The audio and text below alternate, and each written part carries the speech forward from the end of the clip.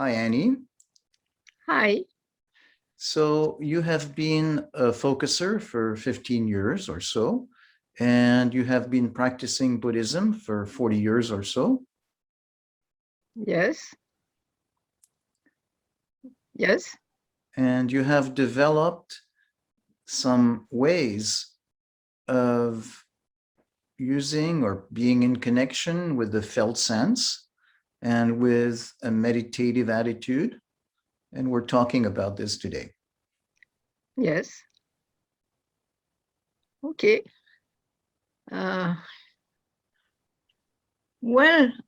I've come to perceive focusing as a form of meditation. In that sense that it's doing focusing,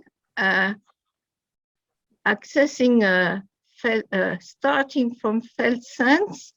I realized that finally it gets me in touch with my own wisdom, which means I get advice from my higher self, whatever you call it.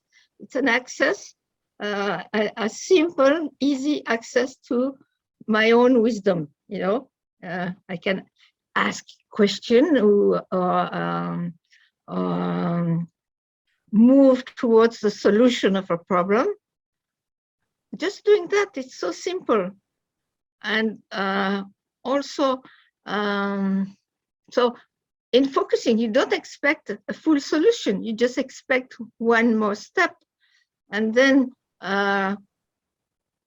there's the carrying forward. And sometimes I kind of contemplate later on.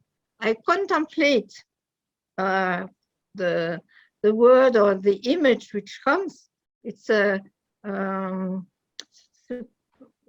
I meditate on it, or I don't meditate, but I contemplate it and I let it unfold. For instance, I can see, for instance, the image of a sun, and I let the image of the sun later on do its work. And what I find interesting, it's a meditation which includes body, speech, and mind. And if it's not speech, it's an image, a visual image, but it includes all. Whereas I find that there are very few meditations which connect the three, so it's very precious. Also, it is very simple, and also the felt sense is embodied, and I feel very often in Buddhist practices, they're not embodied. It's a mental image of the body. It's not deep enough. And right now there's this whole movement about embodiment, and focusing the simplest practice of embodiment. Yeah. So simple and so easy, actually. I think can be just with the Genling's book, you can do it. It's so simple. So I want to just take a moment to say you've said a lot, and yes. I just want to give space Yes. for all that you've said.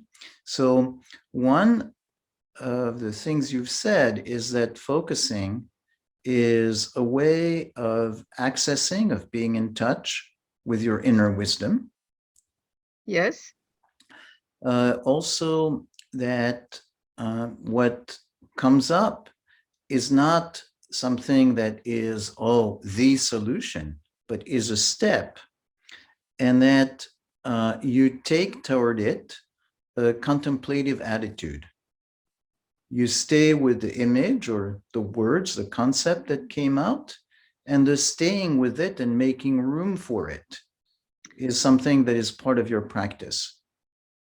That's not quite it, because I do it in the regular way, which is when it comes, the shift comes, and there's a little bit of carrying forward, and I stop it there. But I remember the image which comes, or the words which come. More often it's an image, I remember that.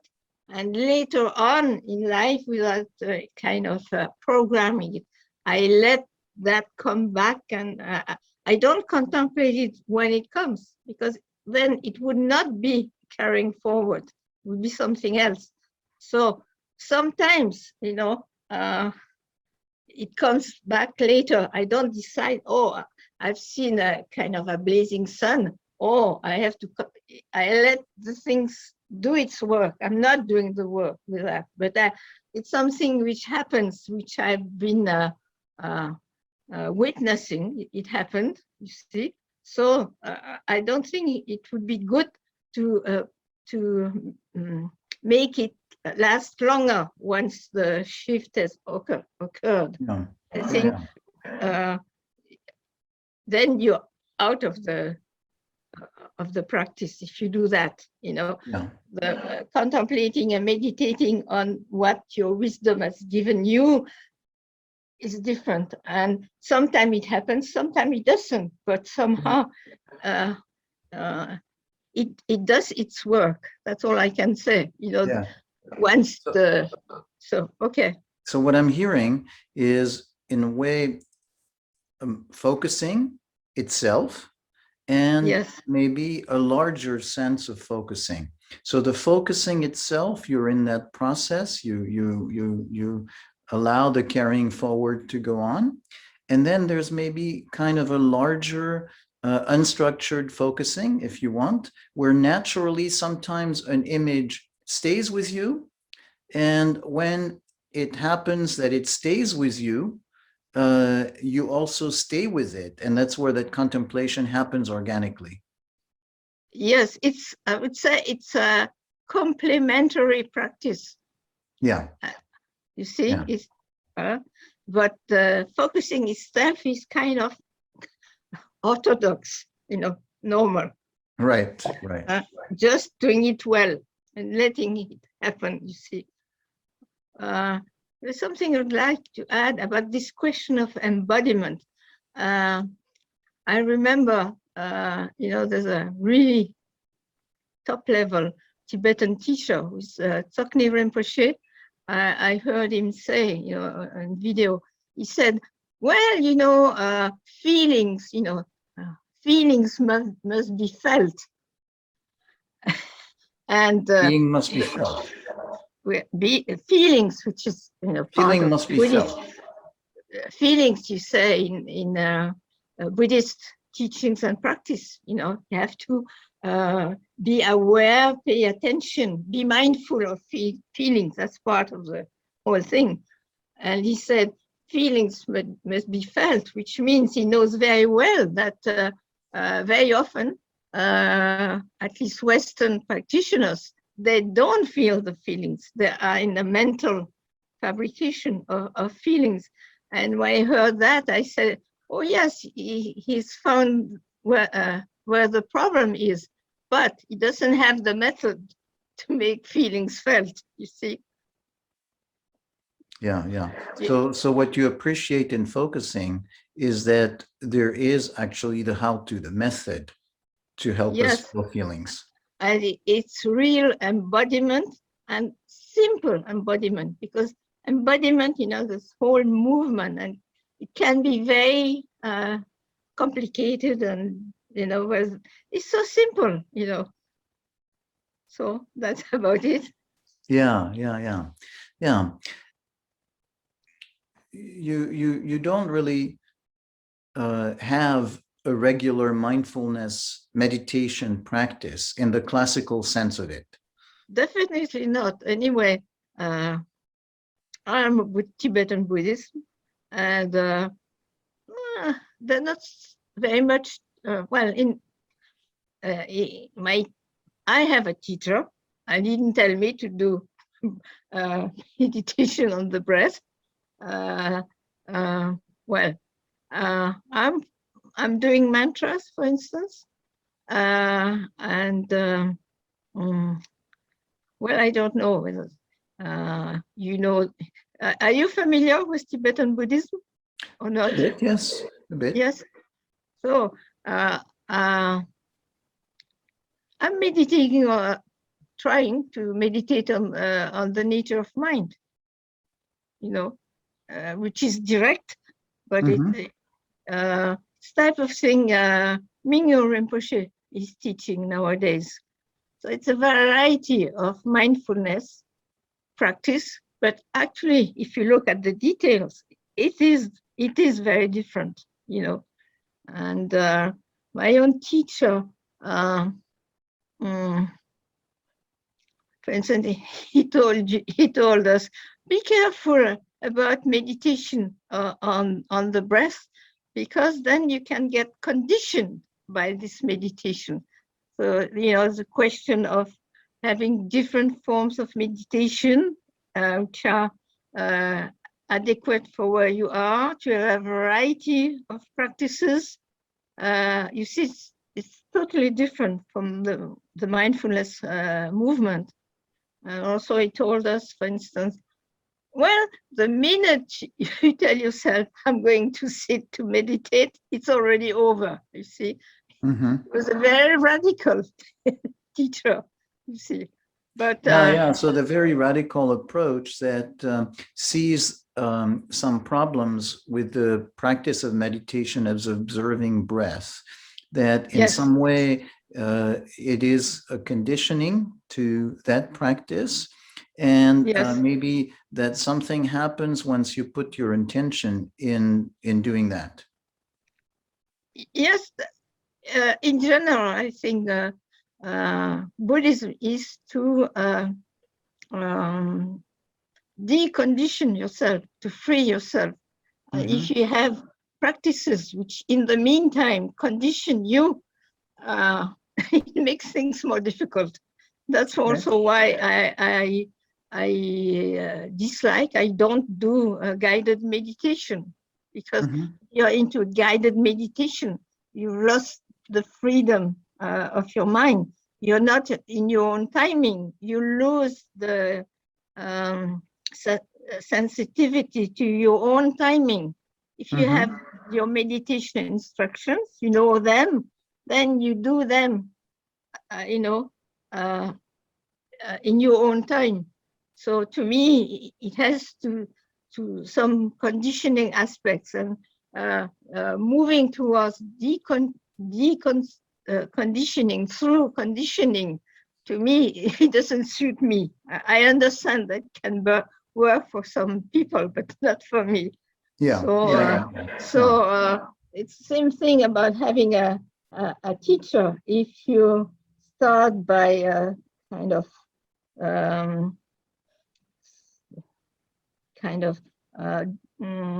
damaging your own inner teacher, if you take whereas your teacher is here to awaken your own teacher and to communicate with your own inner teacher.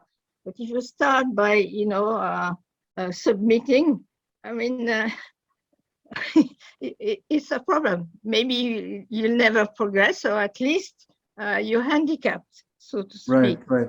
So the very, very important thing for you is a sense of connecting to your own inner sense and developing that autonomy, as opposed to following in footsteps of something that puts you in a certain mold. Yes, and you make me understand that in a way, it's the same thing when I say accessing my own wisdom. You could say in another way, communicating with my inner teacher. Just a different way of saying the same thing. Yeah, and so that's where what feels very powerful about focusing is what is your quest in terms of Buddhism and in terms of wisdom, is connecting with your own inner wisdom and finding the space and ability to be in that space.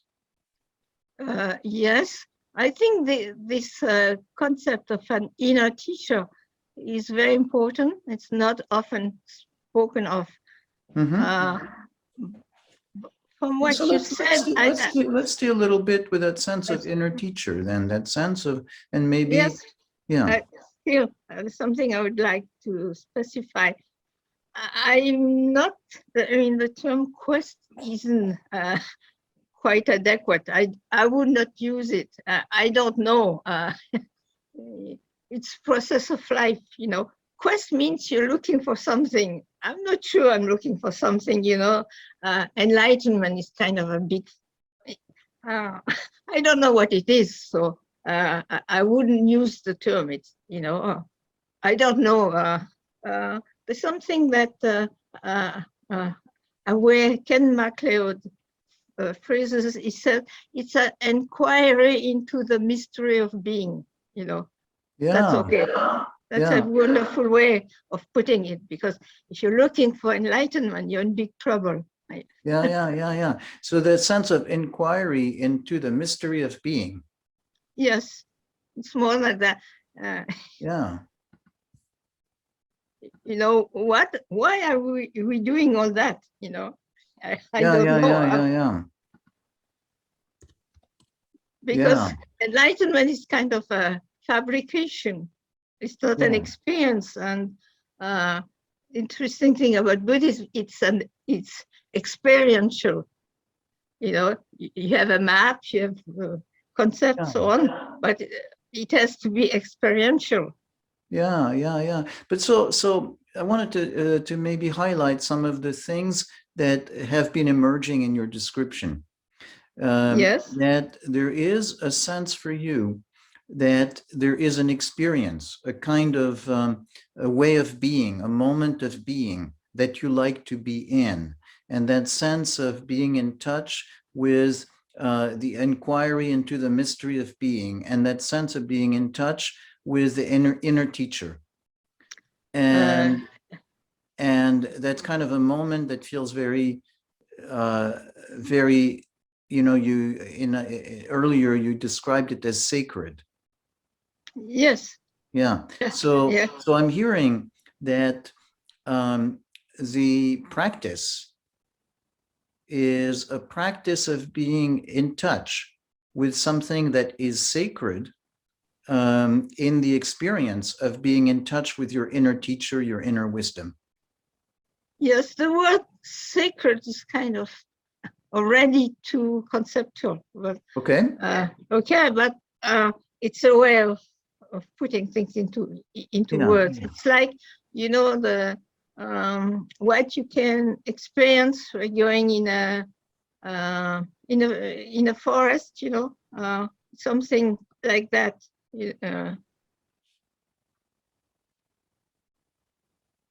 Hello? Yeah, I'm here.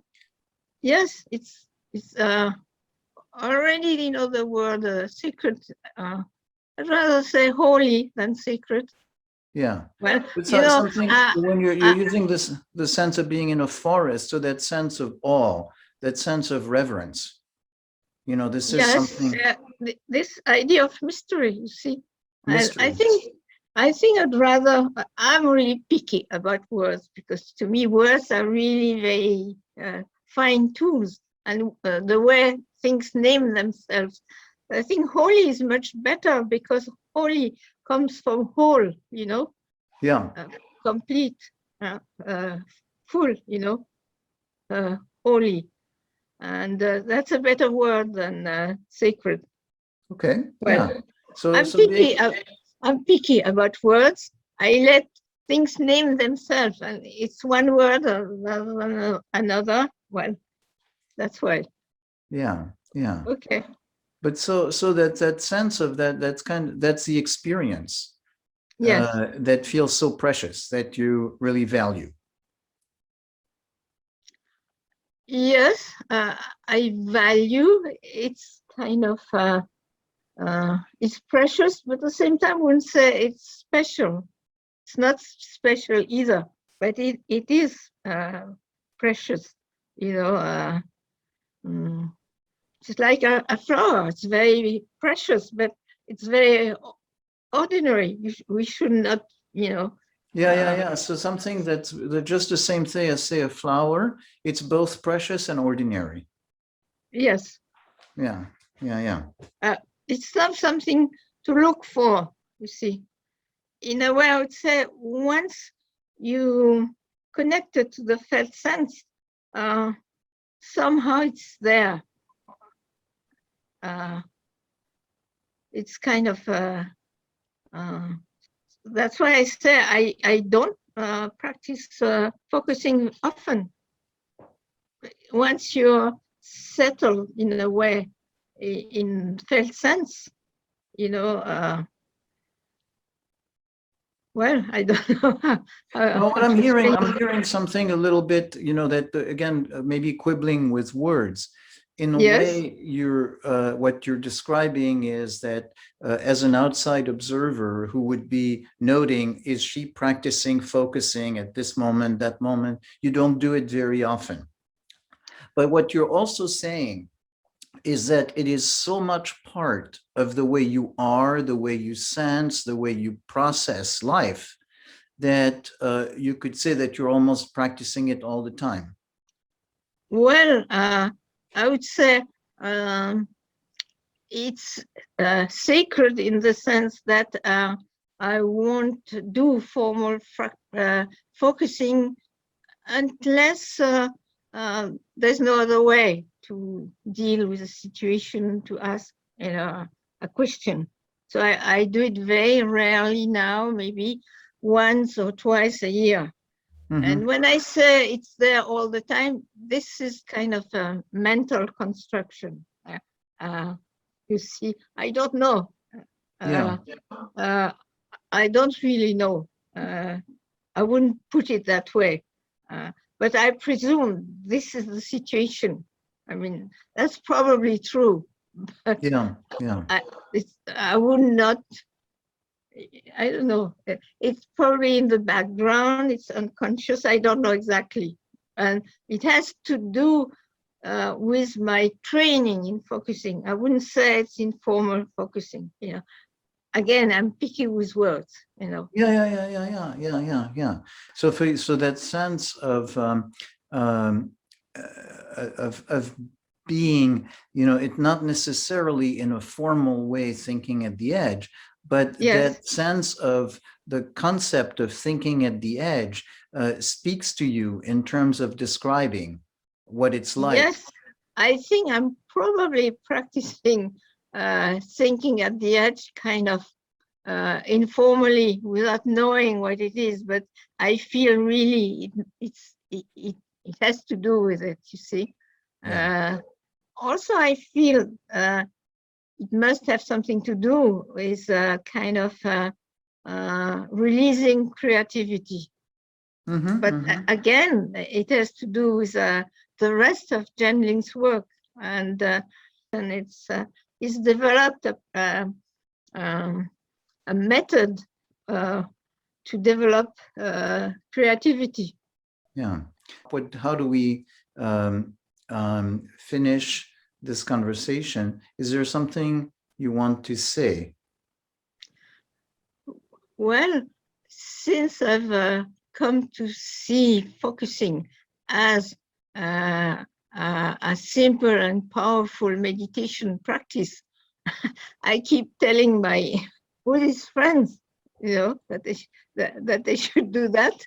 I have no success convincing them. It's not in their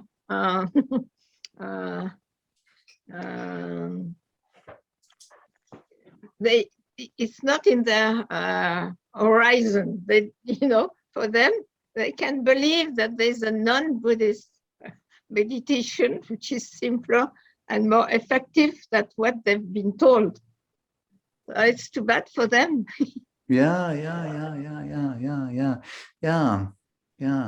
So just maybe let me slightly change it to say what comes up as I hear you is a sense of that experience you have being a Buddhist for 40 years and wanting to say to your friends, hey, there's something that's not part of the Buddhist tradition, but is really such a powerful way to have a mindfulness practice that I'd really love to share it with you if only you would open your mind and your heart to how it could be so helpful. Yes. That's it. Yeah. Yes. Yes.